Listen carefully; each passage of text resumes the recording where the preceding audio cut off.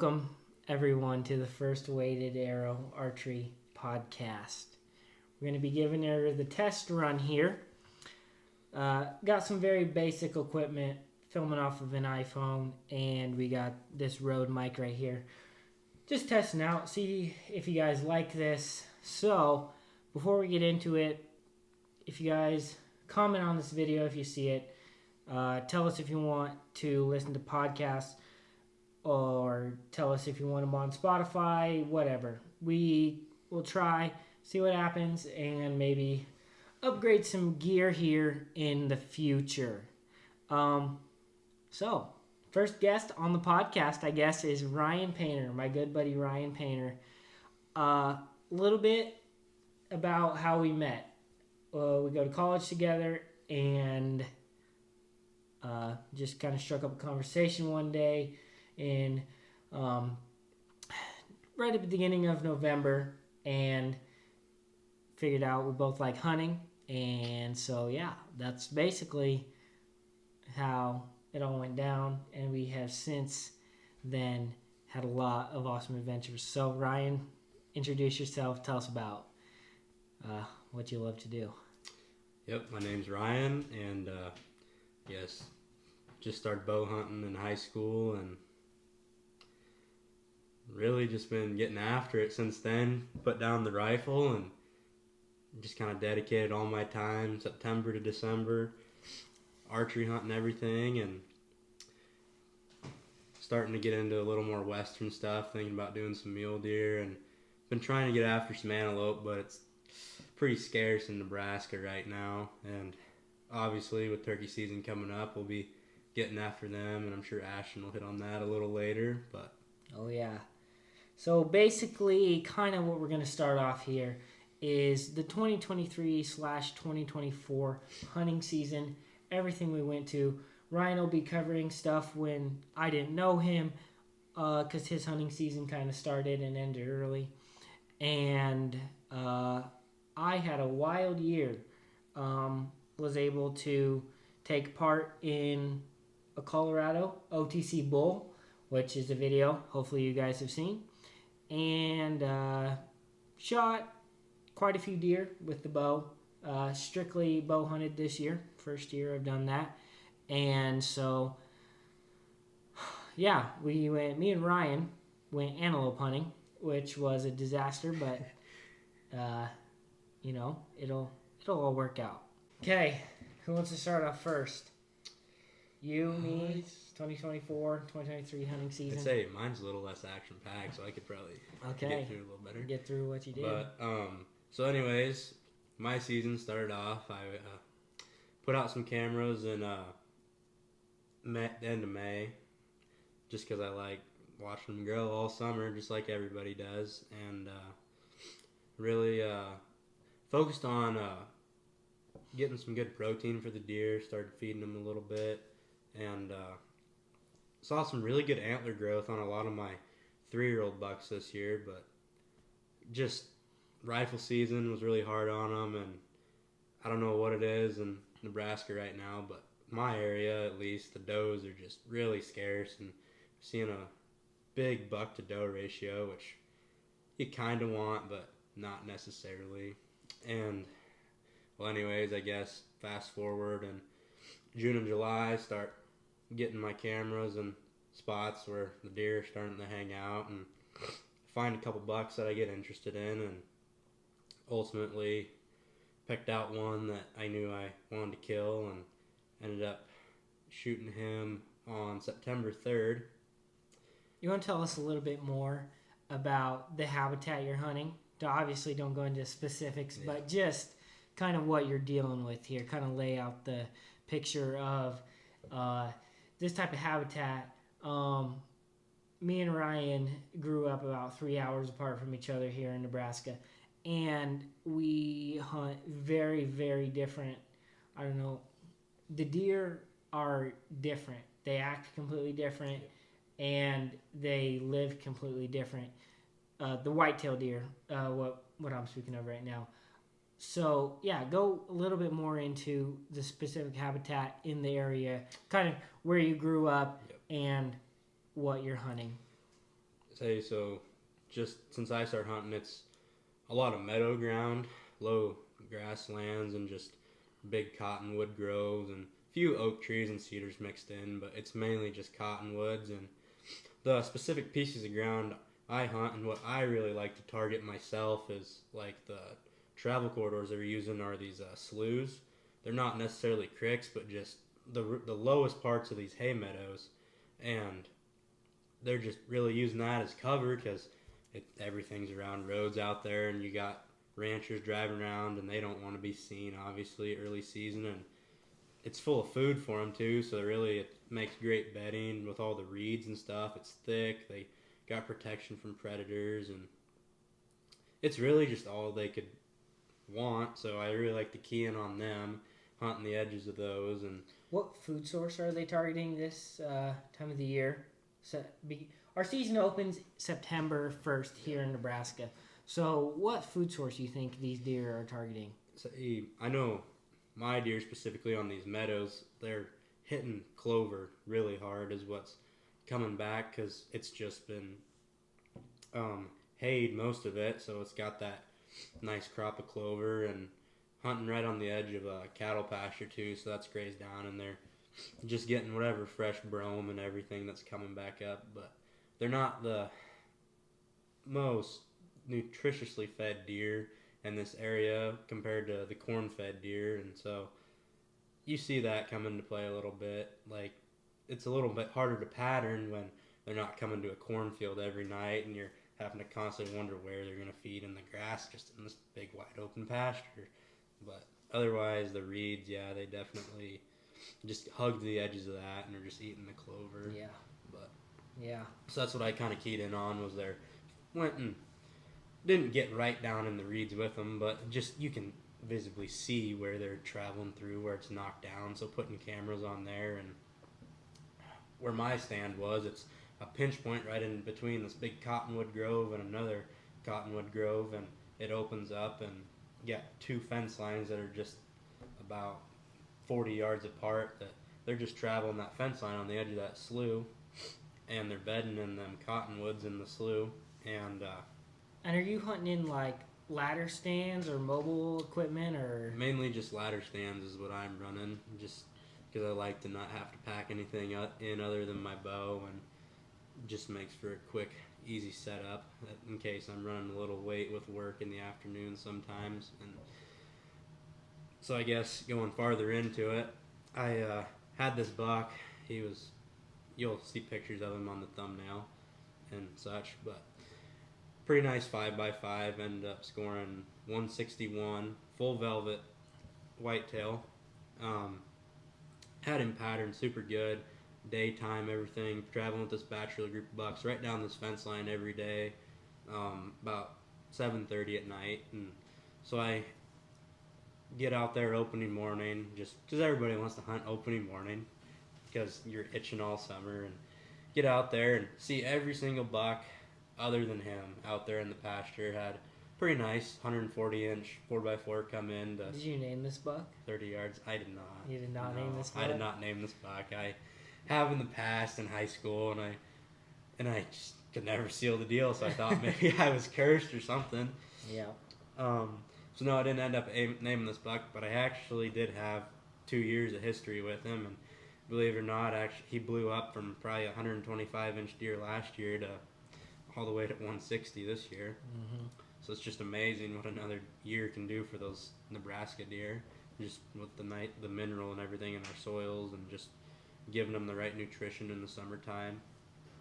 But anyways, yeah, I seen all them deer, and that night in the forecast it was supposed to be in the triple digits for temperature, and I'm sure you were Yep. hunting too, but I elected to not hunt that evening, and man was I kicking myself after, because he did not, or he ended up showing right on schedule at 7:30. So the next day I decided I was going to suck it up, and I was going to sit that night, but hunted the next morning, same thing again, seen every single deer but him, had him in range, and just couldn't let myself do it, knowing he was just right in the tree grove probably. And so the next day I got in there about 3 o'clock and didn't see any deer till about 5. I had a little 3x3 come by, and then about 8:15, I think, he came out with his bachelor group of like 5 bucks, and this little 5x5, probably 110-inch deer walked out to 30 yards, and I'm sitting there, got my bow. I'd had my bow since that 3x3 came out at 5, and set it on my lap, and I was ready to draw back pretty much the whole time, just because I kept hearing stuff moving in the reeds because they're pretty loud. How tall are these reeds? They're every bit of 8-9 foot probably. Okay. So. So probably like what, cattails or something is kind of what you're hunting. Yeah, basically. it's cattails, like Okay. what you see around most ponds. Yeah. Is there standing water where you're hunting in or not? Really? It's not terrible if you get right in the middle of it. Okay. And it just wasn't that wet this summer. Yeah. But on the wet years, yeah, there'll be 2-3 foot of water right Okay. there, but it doesn't stop them from being in it. Yeah. Just because that's what they're used to. I think that's a lot of times overlooked from people. Yeah. Deer are not afraid of water at all. Yeah. So. And mind you, I'm also where their bedding is 70 yards off a main road. So these deer are used to vehicles, and there ended up being a bunch of 4-wheelers that were driving around as this deer's coming in. So that kind of caught his attention and really helped me actually kill him, because the first buck ended up pegging me in the tree stand because I don't really have great cover, but it's the only big enough tree really in that spot, and I was unfortunate, probably not smart on my part, but I just risked it anyways, and yeah, that first buck sees me, and he finally files back into the reeds, and that other one I knew he was going to take the same trail, and once again, them 4-wheelers, they were driving around, so they kind of caught his attention enough where I was able to draw back, and ended up taking a 22-yard frontal shot on him, and just absolutely 10-ringed him, and saw blood spraying, and then I gave my grandpa a call and told him what happened, called my parents, and my parents actually ended up being out of town that weekend, so went and called my grandpa, and then he ended up coming out and helping me, and another buddy came out, and that deer, I think he only ended up going 40 yards. 40 yards? Yep, and when I gutted him, just... What'd you shoot that with then? Arrow setup, broadhead, bow, all that deal? I was, at the time, not what I'm shooting now, but I was shooting a Hoyt Torex that I bought last year, and just some cheaper Shields Vendetta arrows, which I would recommend anybody just getting into archery. They're great arrows, and they fly true. Because you really haven't been into archery all that long. No, like, what, 5 or 6 years or something? Yeah, I think 5-6 years. 5-6 years, since yeah. Sophomore year of high school. Okay. But and sophomore in college now. But yeah, and then the broadhead I was using was a 100 grain fixed blade from Exact Archery 4-blade. Okay. Just absolutely tore him up. Yeah. I mean, 20 yards, that's going to happen with most any setup. And you're thinking that you kind of, did you aim in between the neck and the shoulder, or straight down through, or how'd that work? Because you're up pretty high, I assume. Yeah. It was a pretty steep angle, so I knew I wanted to aim a little bit higher than most people probably would think. And this deer in particular, I didn't really name him, but if I did name him, his name was going to be Brisket, because his brisket was just hanging so low. So I just kind of picked out the top of that brisket on him, just because it was so profound and stuck out so far. It was really recognizable, and right where I entered it, just right in the top of the heart. Okay. And passed throughout the bottom of his belly. And yep. Yeah, I just painted that arrow. Then the blood trail was probably about 3 foot wide. It was spraying so much. Oh man. So that was definitely the easiest track job I've ever had in my many years of deer hunting. But other than that, yes, after that I still hunted, and really was after that my other goal this year was to shoot a mule deer, and had a few opportunities on some really nice bucks, but just elected to give them the pass in the hopes to be something really special next year. But right now here in Nebraska, our mule deer numbers are really down due to the drought, and also where Ryan is doesn't have a natural super high population anymore as it has had in the past. So Yeah, it's good for hunters to be aware of, shooting mature mule deer. As of 2023, Nebraska changed a law where you cannot shoot mule deer does on any public ground. So, um, yeah, that's hopefully going to help. But we need a lot more regulations, I feel, Yeah. on mule deer because they're really struggling. From what I have even seen in the past, I don't know, 6 years, it's tanked really hard. I was saying, not even just from a mule deer standpoint, but just deer in general in the state. Yeah, This year, they say our harvest numbers were down, was it 30-some%? yeah. So our big game harvest numbers were down like 29% Yeah. or something like that. I don't know. We could be wrong on the official numbers, but it's something. It's around pretty that. ridiculous. Yeah, Just what Nebraska's known for, and especially my particular county, it's known for some pretty solid deer hunting and going to the game check stations and during rifle season when you're seeing only 20 some deer opening weekend when normally it's upwards of 60-70 bucks. I mean, it's something needs to change. It's been rough here. EHD and droughts and hunting pressure have really taken a toll. Luckily, the game and parks did cut back on resident antlerless tags in some units, and also I believe all mule deer went to a draw for non-resident.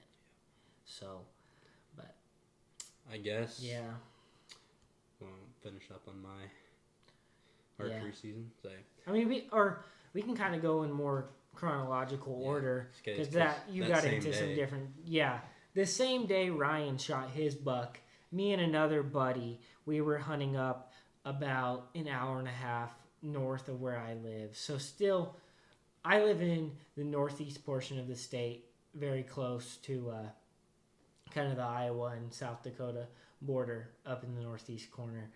And so we traveled just a little bit to a known, a different unit, and kind of grinding it out. The opener, it was 100 degrees.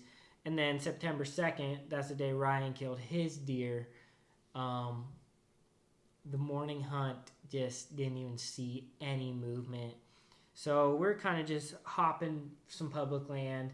Basically, me and my other buddy were scouting for later in the season because it was, no joke, 103 degrees that day. But anyways, came upon this piece of public we thought looked good. All throughout the country, as everyone has been talking about, the acorn crop was insane. And where I was hunting was a big, big oak patch. That's where I kind of wanted to target. And so we both had mobile hunting setups. I was running the XOP Vanish stand with the XOP sticks, and that thing performed amazing throughout the entire season. My buddy had the XOP saddle system. And so we get in there, kind of sneaking our way in there about 3 o'clock, which is very early. Same time I was getting in too. So I think around September, our shooting light goes till about 9, probably. Yeah, 8:45, 9 o'clock, probably. So a long time. So we get in there, end up getting set up in the tree about 4:30 because it's a bit of a hike in there. And we waited there forever. And I think about 6 o'clock, we saw this one doe come out feeding on these acorns in this bottom that we're sitting in. And from there, honestly, we kind of just got lucky. One of the more mature does without a fawn worked in, and I was able to get a shot at it at 45 yards. And she didn't go 80 yards. I punched her straight through the heart, kind of on a quartering 2 shot. That I was running Easton Sonics with AE Max Stealths, and they were, 439 grain total arrow weight with a Grim Reaper Pro Micro Hades 3 blade. have had amazing success with that broadhead. But the cool story about that September 2nd hunt was my buddy Jonathan, who was with me. We got a double kill on that day.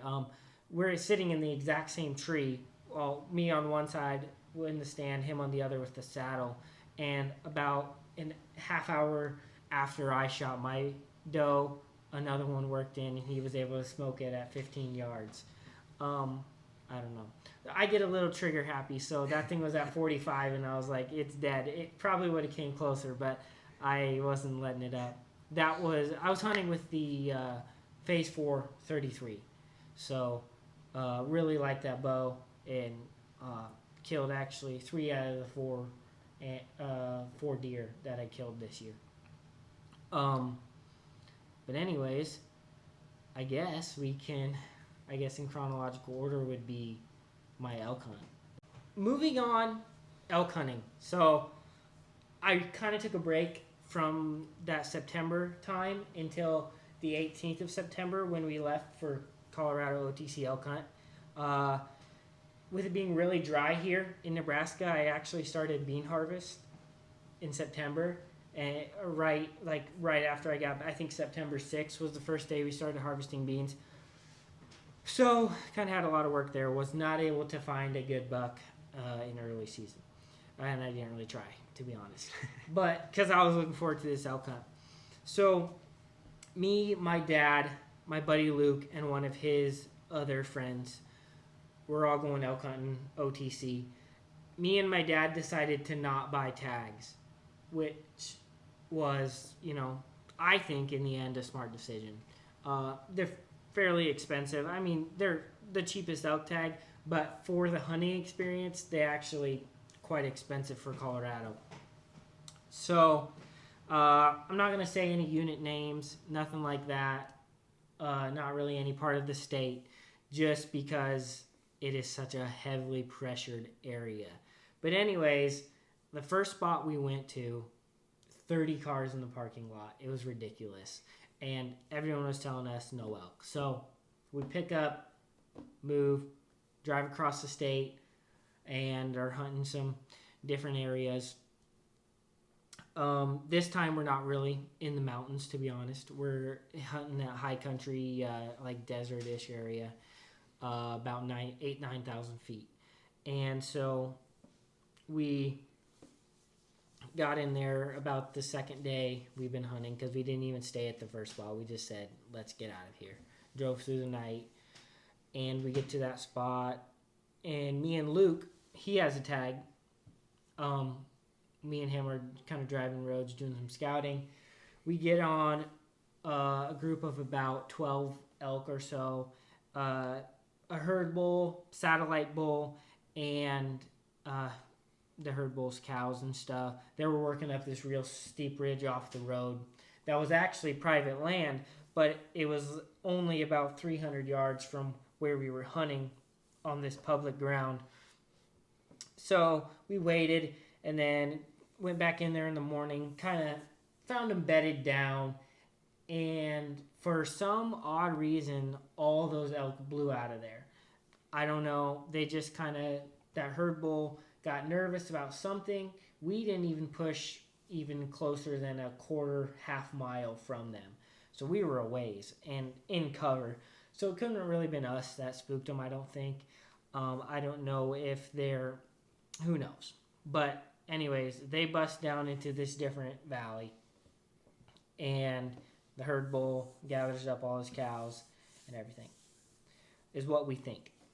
So that evening, me and Luke go back in there on the ridge. Since our wind switched, we go behind them. We were in front of them, kind of on the opposite ridge. During the morning, wind switches. We go on the other ridge behind them this time. And we're like, man, nothing. We're sitting there, and it literally gets to like a half an hour before dark. And I'm like, hey, we should just rip a bugle. And we're like, trying to be cautious. Like, Colorado's not really known on public land for having vocal elk. Yep. And so I'm like, well, it can't hurt. So I rip a bugle, and just the stinking hillside just comes on fire. Elk are running everywhere, and we're like, oh my word, we kind of get kind of surprised. But anyways, so I called this little raghorn in, as well as one cow. They're working up the ridge to us, and I called him into 45 yards, and Luke got a little flustered, and he just wung one over the back. So, yeah. I think we're all guilty of that at a time or two. I mean, I was pretty amped up too, but what can you do? It's like the second day of the hunt. Got a shot off at a we're seeing elk. Yeah. Most people go to Colorado don't even see an elk. So we're going there. Let alone get 45 yards within 45 a couple yards of and shoot. So that happened. Luke was kind of bummed about that. He was really hoping we could steal the deal there, but we ended up hunting the next I don't know what it was, 4 or 5 days there. Saw a few elk, never got anything within range. Saw quite a few bears and stuff, but we weren't really targeting bears at all. So pack up. We had 8 days to hunt, and I think probably on the 6th day or something, we're hunting. Or we pack up 6 days of hunting. We pack up and decide to go to a totally different area. Get there, and there is a truck in every single pull off, and we're just winding up through this road, probably about 9,000 feet, kind of more in the mountainous country now, as opposed to where we were hunting, and just find this area, kind of look back here, and we're like, well, it's a ways back in there.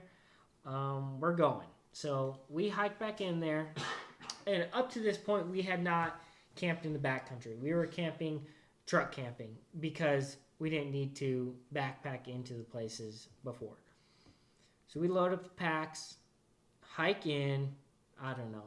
We ended up not hiking in very far. I don't know if we were like 3 miles or something into here. Kind of running out of, honestly, land to hunt the way we're going, because everyone's on the other side. So we're hiking, get to a good little meadow, set up camp, and that night I'm kind of making a fire. We're just eating food, and we just hear this cow, it was almost a calf mewing, like 60 yards behind us. Like, oh my word, straight downwind. And the entire night she's just the whole night. And so we're like, oh my word, we blew every single elk out in this country. So nothing really happened there. Get up the next morning, kind of refreshed, and we're ready to rock and roll. So we end up going and glassing off of this point. It's kind of rainy and misty that day, and we're like, oh man, we think we used to see some elk. We saw one elk on private way out there. We're hiking back to camp, kind of started replaying the day. This is about, I don't know, 10 o'clock or so. And I'm like, oh my word, there's a cow down there on this ridge. I'm like, what I think is a cow. It's probably 700 yards away. So we develop a plan, set my dad back on this ridge to glass, and me and Luke go in, trying to make a stalk on this cow. And we had about a half mile to get to this, what we thought were cows. We get to above them, good wind, and they're 2 spike bulls. So we're like, oh my word, what in the world? And so Luke's like, golly, I kind of thought we could find something. And by this time the rain has kind of quit. We're just thinking, we're like, let's just go just pop over this little ridge. Soon as we pop over this ridge, well, what we think is a ridge, so we're coming up and we see this bull on the other side of the valley. And it is currently like right on the border of what we think is private public. It ended up being in public the whole time. But we're like, man, maybe we can call this thing in. So we're like running, and we almost got cliffed out like 3 times because we're on the back side of this cliff, and it's steep. Luckily, we found our way down, and we get up probably within 400 yards of the bull. Let off like 3-4 cow calls, just real simple, nothing, no bugling, nothing. And this just bull rips off, and then another one rips off right after him, and we just hear them crashing through the trees. And I got a glance at it at like 300 yards away through the trees. I'm like, oh, they're coming. So we shut up, sit there, and elk move fast through the woods. I'm like, oh my word. So we get in there, sitting down, and then wait a little bit. Boom, elk pops out into this opening we're sitting in at about 40 yards. And so in Colorado, it's at least a 5-inch brow tine, or like four points on one side is a legal bull. So we're sitting here, we're like, man, okay, let's get after it. This bull's at 40. I'm ranging. I'm like, it's legal. And this thing just keeps coming. Ends up coming into 20 yards. Luke puts an amazing shot on it. That's on film, YouTube video. Check it out. Just a crazy, awesome hunt. But then we had a long pack out ahead of us, and it was still enjoyable. Real steep pack out with that cliff, and it was, I don't know, about 5 miles each pack out. Wasn't horrible, but not fun. Problems we ran into about elk hunting where we were hunting is no water. So it was bad. The first pack out, we didn't have any water. Finally make it back to the truck, and we're like dying of thirst. Get water, get refueled, take a little break, go back. Me and my dad went and got the rest of the elk, the 2 front quarters, and some other stuff that we left back at the kill site. And then Luke went back and packed up camp. So that was about the story there. I mean, it was wild, it was adventurous, but it was a great time. So really like one of elk those hunting. dream hunts that I know. really everyone wants to go on. Yeah. It was a raghorn that we shot. I don't know if I said that. Not a huge bull, but a bull anyone would shoot on OTC. So Yep. yeah. So that hunt ended September 21st. I don't know what you did in between in the late September, early October range. So I guess to kind of round out the rest of my season until really November, I didn't really have.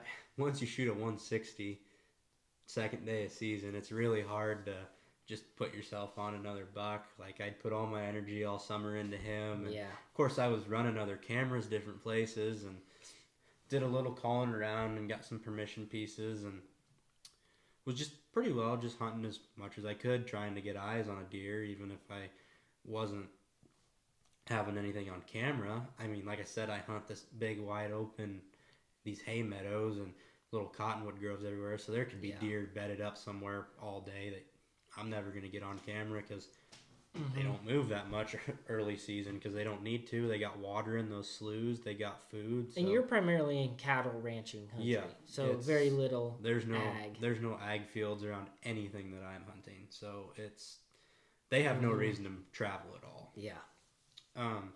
But I believe it was around September 26th, I hung another ladder stand in this nice little cottonwood grove on the edge of a different hay meadow and an even bigger slough that I'm like, all right, let's go out here and see if something's traveling.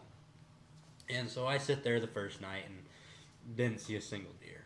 And I'm like, that's a little discouraging because this spot looks absolutely money. And I'm like, well, we'll go back out there and give her another shot the next evening and get out there that night and end up seeing about 15 deer and pretty nice buck all the way across this meadow that probably go close to 150, 145-ish. Yeah.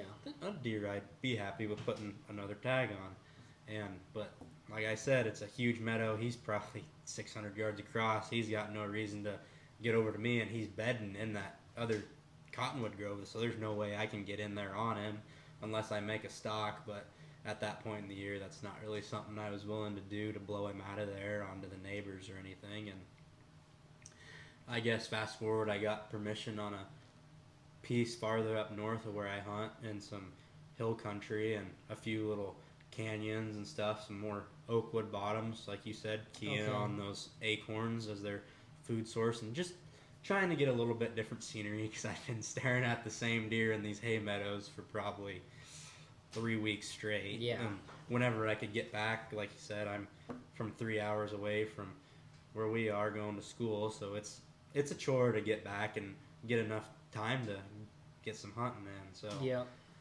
and that was really probably my main issue this year was just being so far away from where I hunt. And anyways, October comes around, I'm hunting this hill country once they finally get the cattle out of there and putting cameras up, and I really this ground is known for some big deer and really didn't get anything on camera, but it's the ground's got potential to hold some giants. And Yeah. one day I'm driving in there and I drive a four-wheeler back into my spot because it's about 2 miles back in there to my tree stand, and I'm coming back in there and this little sand draw, I peek over and there's a pretty nice 5x6 muley bedded right there. So I just keep putzing along like I'm doing and wind's perfect right in my face. Yeah, and deer in cattle country, they don't care about four-wheelers hardly ever. So Yep. you're very safe on it. People are going to be like, why are you driving four-wheelers when you're going to deer? Yeah. Like,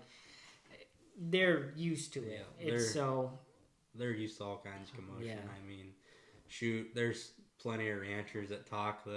They'll be going out caking cows, and everyone's got horns on their pickup to let the cows know, and they're coming out to cake. And shoot, they say mule deer, and this is primarily out west, but they'll come and run to the cake pickups, just same the cows will. Yeah. And so, yeah, definitely nothing to worry about there. But yeah, park the four-wheeler, and I get probably 400 yards up the draw from him, and I'm making the stock, and he's bedded.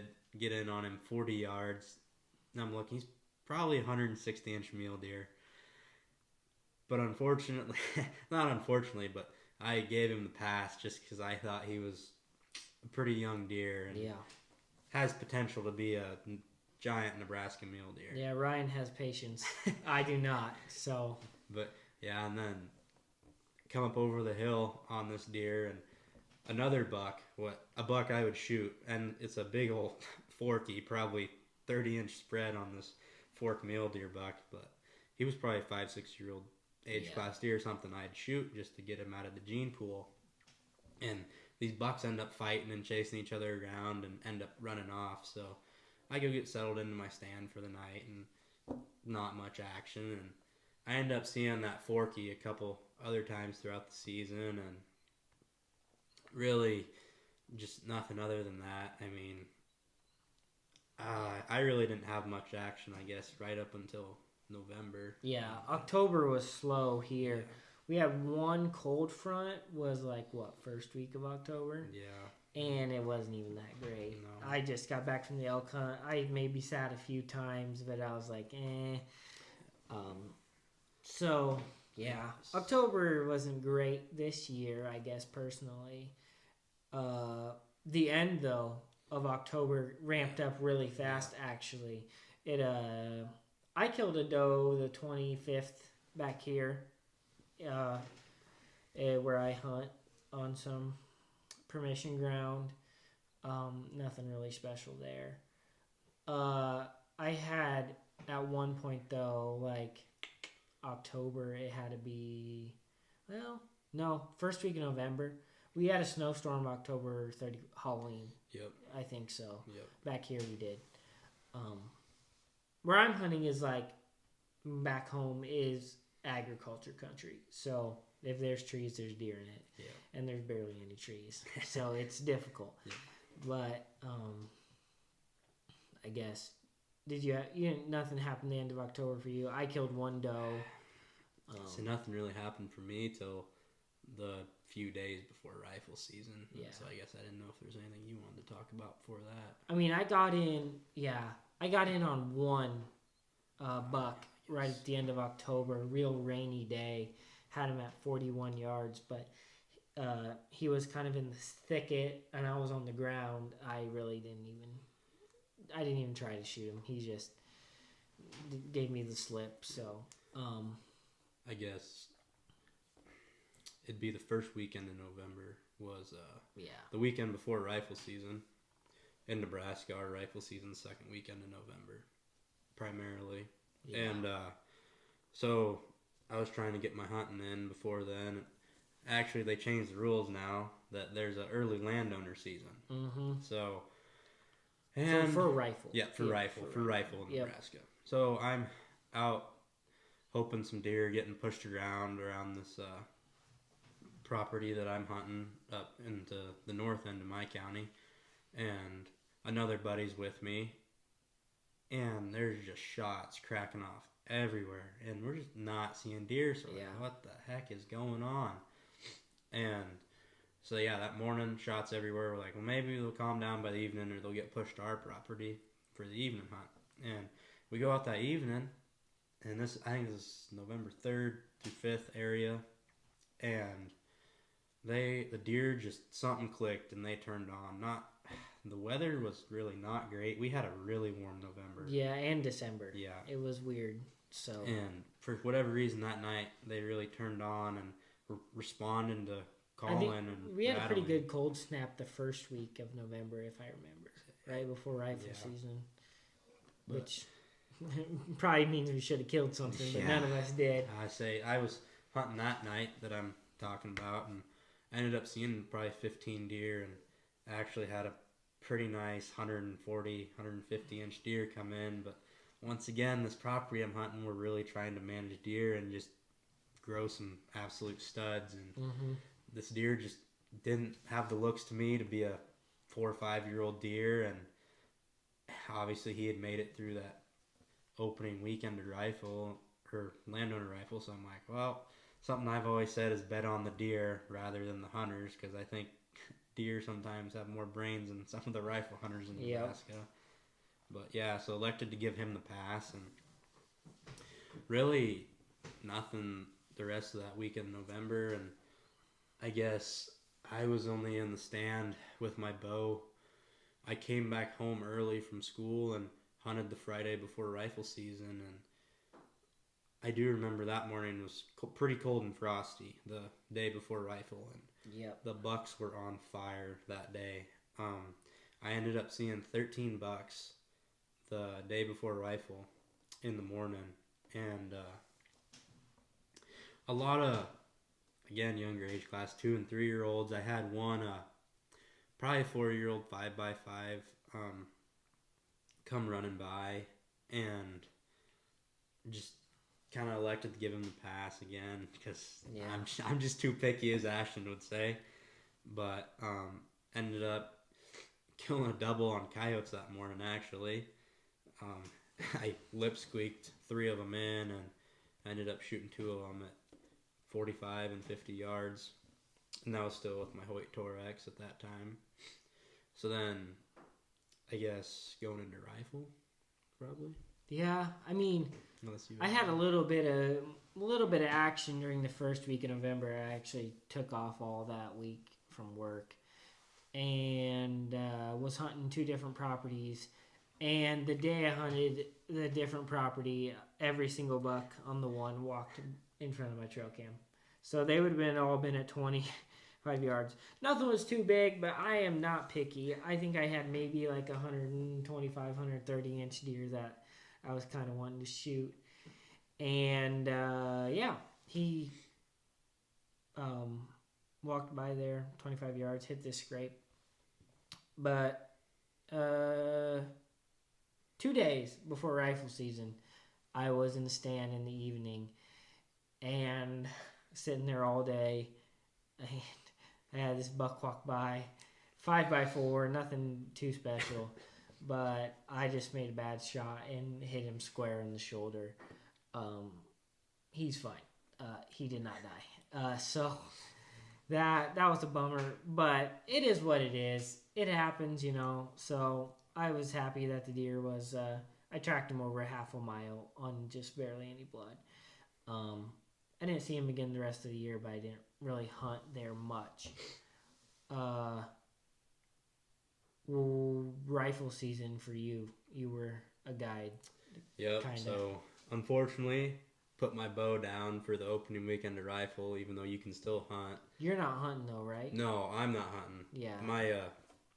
So actually, I gave my cousin a call, who's from 5 hours away, opposite end of the state, and little background story, complete city kid, never really hunted before in his life, but I mean, he likes coming up to the ranch with me, and we go out and shoot guns. And so I'm like, hey, last year over Christmas he stayed an extra week since he was off from school with me, and decided we were going to go out for late doe season, end up getting him his first deer. And so then the whole idea now was, well, we got to get you a buck, obviously, so you better come up for rifle season in November. So we've been planning this for quite some time, and he comes down that night before, and we did a little scouting, and not much moving, but we're pretty optimistic. And the buck he actually ended up shooting, I seen that Friday morning before, about 600 yards away, working down a fence line onto the property we could hunt. So opening day was pretty slow. We get out pretty early before sun comes up, and sitting on the backside of this tree grove that I shot my buck out of early in September, because there's some scrapes along the backside of there, and I figured there's normally a dozen does in there, and I figured some bucks would be moving around trying to push them out of there. And we sat there for probably an hour and a half, don't see a deer, and we're hunting right on the backside of this big 2,000 acre pasture, just straight up hills, nothing. And these two does just come out of these hills right behind us and blow right behind us. I'm like, well, that kind of ruins any chances we have anything. And getting ready to pack up and head out, and I scan the tree line one more time, and this buck jumps out of the trees. I'm like, oh shoot, and he goes over and hits a mock scrape that I put in earlier in the year, and he's probably 300 yards out there, and very makeable shot for my cousin, and we had a tripod and everything, and he ultimately elected to give this deer a pass. He was probably a 120 inch 4x4 3-year-old, nothing, pretty average deer for our area. Yep. So we watched him feed along this tree line for probably 30 minutes, and he jumps across the road onto the neighbors, and sure enough, he's on that other side of the road for 10 seconds, and he got shot. Yep. So that's how it is. That's just how it goes in our area, I guess. Pretty heartbreaking to see, but what can you do?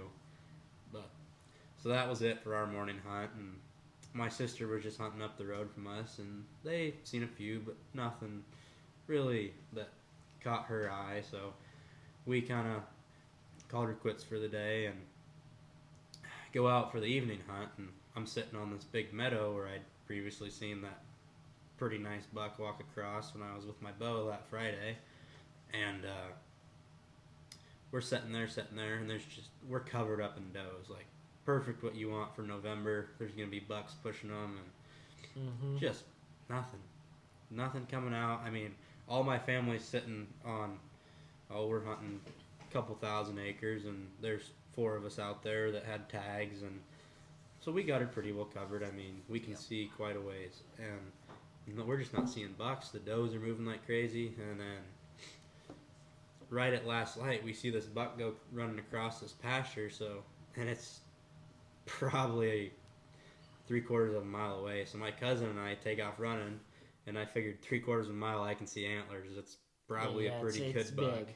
So we take off, and this deer takes off out in this pasture that's just all hills, and he's out there with probably 15 deer, and I see him go up this little draw, and I'm like, well, they're probably going to be there all night, if not pretty dang close. So we just left him be, and because it really wasn't enough time to make a stalk or anything, and left him be. Got out there about 5 o'clock the next morning, and I set up on a little knob with my binos, and I was like, all right, we're going to glass these suckers up. I'm like, no way that these 15 deer are just going to be able to hide in these hills for too long. And sure enough, as soon as that sun comes up, we get set up on this hillside, and I spot the doe bedded down there, and about 5 minutes later, that buck comes feeding out and starts pushing her around a little bit. So then I'm like, all right, let's get ready to go make the stock. And my cousin, he's like, well, I need to make a little pit stop first, and he ended up having to take a short bathroom break. So just another one of them things that just kind of adds to the whole adventure. And he gets done. Did you know how big this deer was? No, we really did not. And you knew he was good. We knew he was going to be an all right first buck. And it's not this deer, by the way. No, my sister seen him the night before, and she wanted to shoot him, and she only shoots pretty solid deer. So I figured he'd be big enough for my cousin to take for his first one. And so we end up making stock on this deer. And once again, it's still pretty dark, so I didn't get a great look at his antlers. And mind you, we're 1,200 yards away when we start this stock. So my cousin's got his gun, and I got my tripod for him, and we're working our way down this fence line, and I'm checking every knob we go over, and he's still bedded there. And get to 300 yards, I take a look at him, and they're in this big open flat in this little drainage that kind of goes down. It's a little marshy area. And so I'm like, all right, take one last look, 300 yards. I'm like, we're going to make the move to this last little knob. Should be about 175. Perfect shot for a guy taking a shot on a first deer, especially with a tripod. No worries. Yep. So we get over there, and the sun is up by now, and as luck would have it, they're bedded right where that sun is. And the grass out here is, once again, hill country. It's 3-4 foot tall. So I'm trying to find this buck, and I cannot. So I belly crawl back to that spot before, and I find the doe, and then find the buck again sitting there in the grass. So I'm like, all right, he's there. So get back up there, tripod set up. And I'm looking, finally find him. Catch his antlers in the grass, and they're bedded there. And finally the sun gets high enough, it's not in the way anymore. So I'm like, all right, this is a done deal. They're in this little bottom. Anytime he gets up, he's toast. Yep. So we're sitting there, and my cousin is getting impatient because, like I said, he's never really hunted before, so he doesn't really understand how it works 100% of the time. And he's like, well, can you try to get him to stand up? I'm like, I don't really have any way of doing it because, of course, I forgot my grunt call and didn't bring any rattling antlers or anything. So I'm giving him a few mehs and stuff, but the wind's blowing probably 15, 16 miles an hour in our face.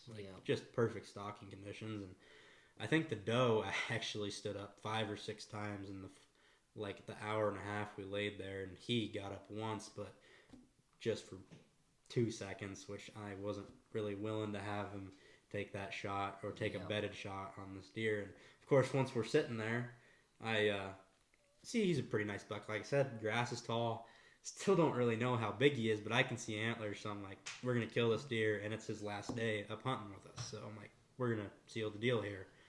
And finally, the doe gets up one more time, beds down. The buck gets up to reposition himself, and he starts walking up the draw a little bit, broadside, and he gets up, and I see the rack on his head, and I think I about crapped my pants when I seen that, when I was knowing I was about to let my cousin shoot this buck. And so he sees him get up and gets on him, and I give him the old mat, got him to stop broadside, and just absolutely pinwheeled him with the old Remington Model 700, 270. Dropped him? Yep, dropped him in his tracks, and get up there, and I'm looking at him, and didn't realize how big this buck was, and he ended up being was he 6x7, I think? Something like that. 6x7, ended up scoring just shy of 170 inches, so. Yeah.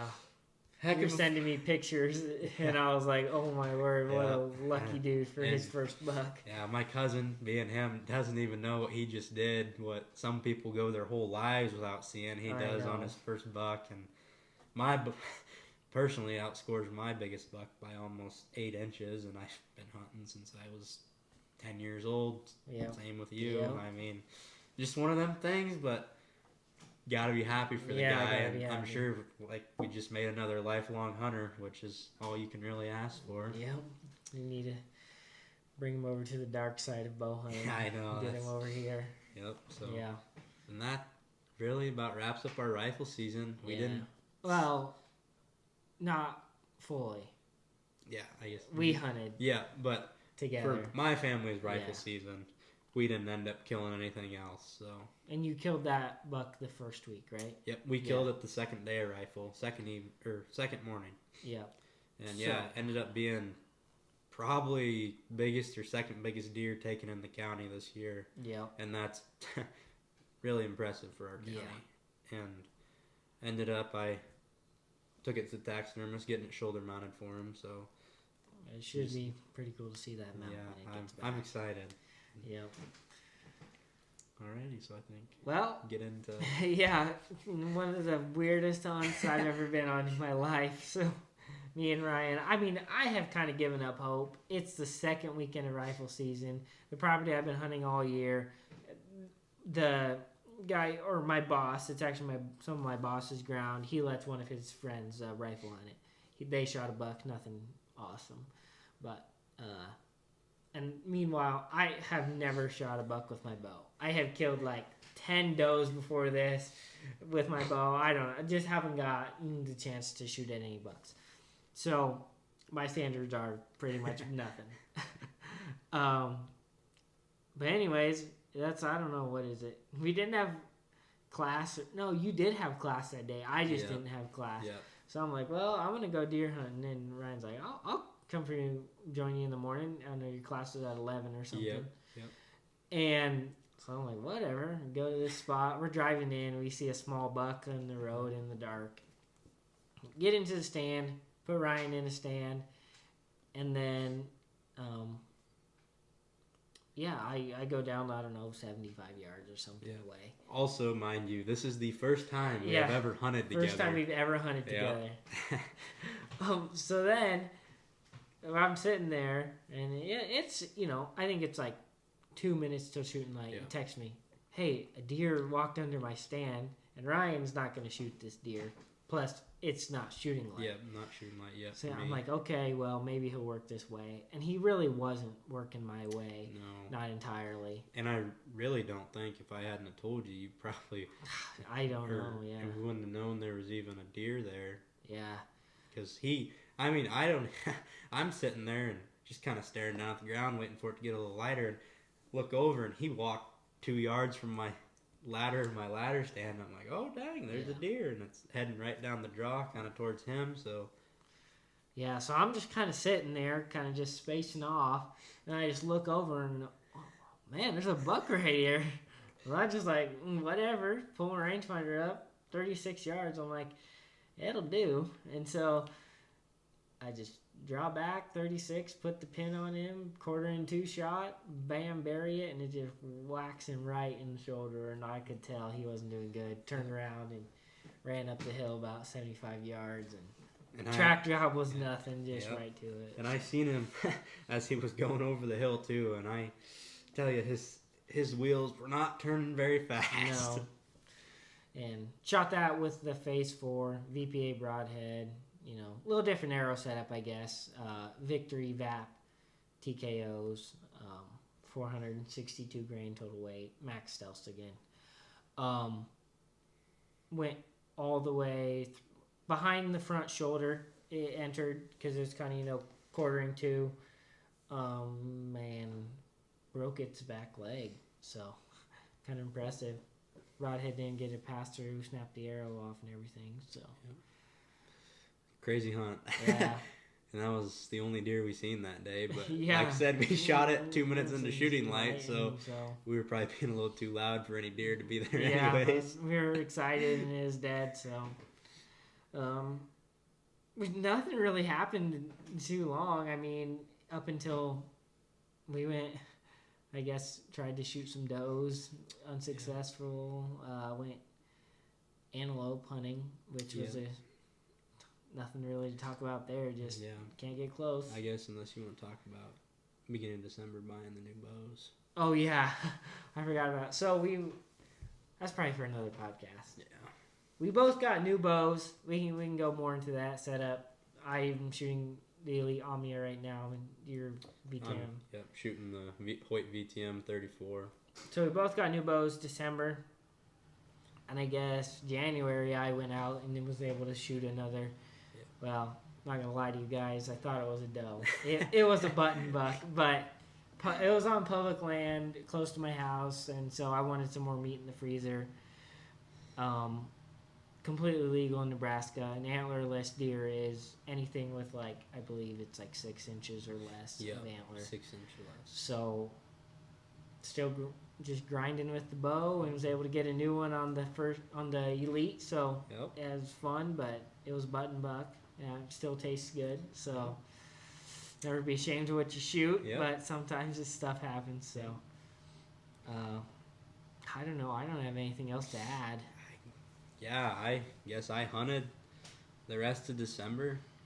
Just really nothing to chase. It was slow, and I could have shot some does, but the numbers are just so bad and down up there. I got beef in the freezer that I'd rather eat, I guess, than take my doe numbers down, and really just kind of gave them a break. Yeah. So I guess I piled up 4 deer and a coyote this year, and you piled up deer. I killed a deer and I think 4 or 5 coyotes with the Torex. Yeah, so. And all in all, very unsuccessful on antelope. Yeah, antelope was kind of a joke. 3 days, closest we got was 126 yards. Yeah. But wouldn't recommend going in December. No, either. December is not ideal, but that's how slow the deer hunting was. We resorted to antelope in December. But I guess we're just fine-tuning our bows, getting ready for turkey season. Getting ready for turkey season. Can't come quick enough. Yeah. Well, guys, gonna wrap up the podcast here. I think, just let us know in the comments if you like this, or if you're bored out of your minds, tell us too, because they're kind of a lot of work to edit and stuff. Yeah. So, tune in for, I guess, more videos on turkey season. We're going to try to film a bunch. I got some big stuff coming up as far as archery goes that I'll be documenting. And I don't know. Go follow the Weighted Arrow Archery Instagram, as well as Ryan Painter. Go drop him a follow there. So it's weighted_arrow for the Instagram. Post a lot of photos on there if you want to see that. Again, YouTube, Weighted Arrow Archery, what you guys are watching this on. Not sure if this is going to go on any podcasting platforms or anything yet. Might just see how this first one does on YouTube. See if we get any good feedback. But thanks for tuning in, and enjoy the rest of your day. Thanks, guys. Holy shit.